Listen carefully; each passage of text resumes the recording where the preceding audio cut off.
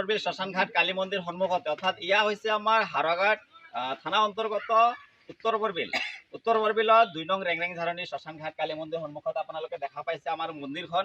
আৰু ইয়া আমাৰ 38তম ইমান বছৰ ধৰি যেনেদৰে অতি সুন্দৰভাৱে আমাৰ এই শ্মশানঘাট কালী মন্দিৰ সন্মুখতে চৰক পূজা 3 দিনীয়া কাৰ্যসূচী গ্ৰহণ কৰা অহা হৈছে, ঠিক তেনেদৰে এই বছৰো আমাৰ উত্তৰ বৰবিলৰ সমূহ ৰাইজৰ সহায় সহযোগিতাত আমাৰ এই বছৰো উত্তৰ বৰবিল শ্মশানঘাট কালী মন্দিৰ সন্মুখতে চৰক পূজাৰ আয়োজন কৰা হ'বলৈ গৈ আছে। আৰু এই চৰক পূজাত আমাৰ যিসকল আমাৰ সন্যাসীসকল আছে, লগতে আমাৰ যাদুকৰসকল আছে, যাদুকৰসকল আমাৰ এই বছৰ আহিবলৈ আছে, অৰ্থাৎ ইতিমধ্যে আমাৰ সন্মুখতে আহি পাইছেহি। আমাৰ 14 এপ্ৰিলৰ পৰা 14, 15, 16 এই 3 দিনীয়া আমাৰ এই চৰক পূজাৰ ইয়াতে কাৰ্যসূচীটো গ্ৰহণ কৰা হ'ব। 3 দিনীয়া কাৰ্যসূচী আমাৰ এই 3 দিনীয়া, ইমান বছৰ ধৰি 3 দিনীয়া, কেতিয়াবা আমাৰ 5 দিনো হৈছিল, কিন্তু এই বছৰ আমি প্ৰগ্ৰাম ৰাখিছোঁ আমাৰ 3 দিনীয়া কাৰ্যসূচী, অৰ্থাৎ 14, 15 আৰু 16 এপ্ৰিলত আমাৰ এই শ্মশানঘাট কালী মন্দিৰ সন্মুখতে যাদু খেল, লগতে নৃত্যবোৰো হ'ব, কালীয়া নৃত্য, সৰগৰী নৃত্য, আৰু লগতে বৰশী কুলোৱা যি খেলটো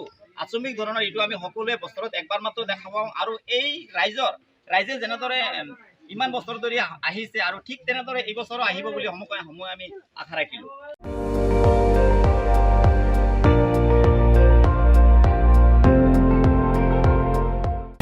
আপুনি চাই আছে ND24, সৰ্বশ্ৰেষ্ঠ নহয় সৰ্বোত্তমৰ দৌৰ।